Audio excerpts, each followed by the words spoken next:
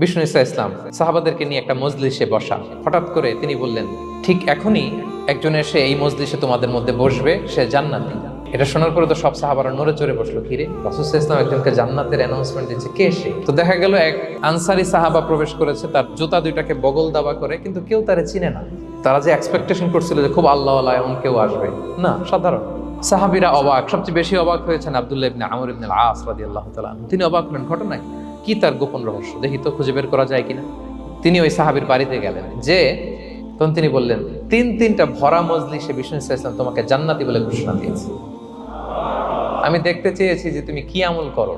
ওই সাহাবী বলে, আমিও জানি না, তবে একটা ব্যাপার আমি মনে করি হয়তো এটা আল্লাহর কাছে পছন্দনীয় হতে পারে। এইবার তো আব্দুল্লাহ বলে, ওই তবেটা কি বলে, যে আমি প্রতিদিন যখন রাতে বিছানায় ঘুমোতে যাই, আমি ঘুমোতে যাওয়ার আগে সবাইকে ক্ষমা করে তারপর বিছানায় যাই।